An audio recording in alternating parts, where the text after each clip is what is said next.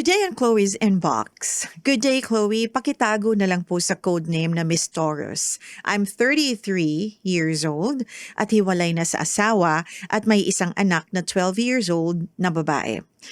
Magdadalawang taon na kaming hiwalay dahil nung time na nagsasama pa kami, halos lahat na lang sa akin niya inaasa. Pero pareho kaming may trabaho. Pero nung time na yon, mahina ang factory na pinapasukan niya, kaya halos lahat ng gastos sa akin. Ni hindi ko siya nakitaan na gumawa ng paraan dahil siya ang lalaki. Hanggang sa work ko, may guy na naging kaklose ako at siya lagi ang napagsasabihan ko ng problema ko. Bilib ako sa kanya dahil pagkatapos ng work naman, may other work pa siya na papasukan. At isa yon sa hinangaan ko sa kanya. Na sana ganun din ang asawa ko. Pero hindi ko nakita ang pagtulong sa akin. Hanggang sa maghiwalay na kami. To cut the story short, naging kami nung workmate ko. May live-in partner din siya at 2 anak. That time, may problem din sila ng live-in partner niya na hindi niya nakikita ang pag-aasikaso na hinahanap niya sa asawa niya. Hanggang naging kami at umabot na kami ng 1 taon. Sabi niya, hindi na sila ng live-in partner niya pero nagsasama pa rin sila dahil hindi niya maiwan ang mga anak niya. Lagi niyang sinasabi na kaya lang sila nagsasama ay para sa anak nila. Chloe, mahal ko po siya. Nalilito po ako kasi may kachat din ako na Indian at 9 months na kaming magkachat. Nag-work siya sa Qatar as chef ng isang hotel. Nag-Skype na din kami at masaya ako pagkausap ko siya. Sinabi rin niya sa akin na gusto niyang pumunta dito para makita ako. Alam niya lahat about sa akin at alam din ng boyfriend ko ang about sa kachat ko na sabi niya ay i-block ko na sa Facebook pero hindi ko ginawa. Sabi ko tapusin na lang namin ang relasyon namin at magstay na lang siya sa family niya pero ayaw niya akong bitawan. Chloe, nalilito ako. Mahal ko ang boyfriend ko pero masaya din ako sa kachat ko na pupunta dito by February para makita ako. Ano po ba ang dapat kong gawin? Salamat po sa inyong maibibigay na advice. DJ Chloe, at more power po sa inyo. God bless and thank you, Miss Taurus. Hi, Miss Taurus. Naku, eto na naman tayo. Foreigner na naman. Sure ka na chef nga yan sa Qatar? Baka mamaya kina-catfish ka lang yan. O, di ba may alam akong term, catfish. O, alam niyo yung pelikula na, series pala, parang docu-series sa Netflix.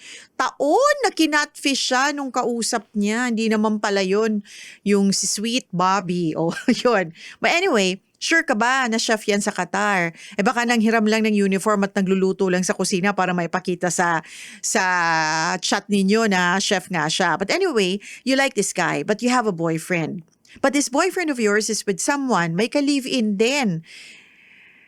Maybe what you can do right now is, first, isa-isa lang. Why don't you try to make things right? Hiwalayan mo muna ang boyfriend mo na may ka-live-in na hindi maiwan ang ka-live-in dahil sa anak niya. Ewan ko kung maniniwala ka dun. Number 2, mag-soul searching ka. Baka makasalubong mo. Mag-uundas pa naman. O baka, alam mo yon while playing, tapos na undas, makasalubong mo ang kaluluwa mo. Yeah, mag-soul searching. Mag-isa muna sa buhay. Maging masaya muna na single at walang pinoproblemang lalaki. Minsan try mo rin yun. Masaya din yun. Number 3, magpaganda. Asikasuhin ang sarili at ang anak. Di ka pa ba nagsasawang problema? Ang pinoproblema mo lagi lalaki, yung asawa mo, yung naging ka-live-in mo, ngayon naman yung Indian na chef ko, no? Sige, alam mo, minsan magandang problemahin yung tungkol sa sarili mo lang. Like for example, gusto mo mag-travel. O diba, mag-travel ka muna. Problemahin mo muna kung saan mo kukunin yung pera para makapag-travel ka. Hindi lang sa pag-work. Kung nasa abroad ka, ikaw ay isang OFW dyan. So try mo mag-travel sa ibang bansa. Para naman, alam mo yun, ma-enjoy mo ang fruits ng labor mo. The solution to your problem is, I think to me is quite simple. Gawin mo lang muna kung anong tama. Mag-relax ka lang muna. Relax mo lang muna yung katawan mo. Relax mo lang muna yung isip mo. Yung sarili mo muna ang unahin mo. Okay? Para makapag-isip ka ng maayos. Scrap mo na muna silang lahat. Kasi hindi ka naman sure kung ano ba gusto mo? Tuluyan ka ni Indian. Di ba may anak ka? So, paano? Pupunta ka ng Qatar? Mag-move out, Move ka sa Qatar o pupunta siya dito. I mean,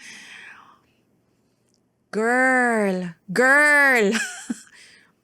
Isa-isa lang, okay? Isa-isa lang. Sarili mo muna. Gawin mo muna kung anong tama.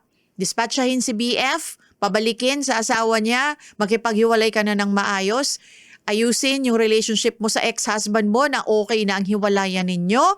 Hayaan mo lang muna yan si chef sa Qatar. Kung gusto niya pumunta, di pumunta siya, magpakita siya sa'yo. O, then baka mamaya pag nakilala mo na to sa personal, baka hindi mo naman gusto. Or baka magustuhan mo, o di at least na mag-clean slate ka muna, magipaghiwalay ka muna sa current mo ngayon. Kasi parang feeling ko pinagsasabay-sabay mo. So, yun.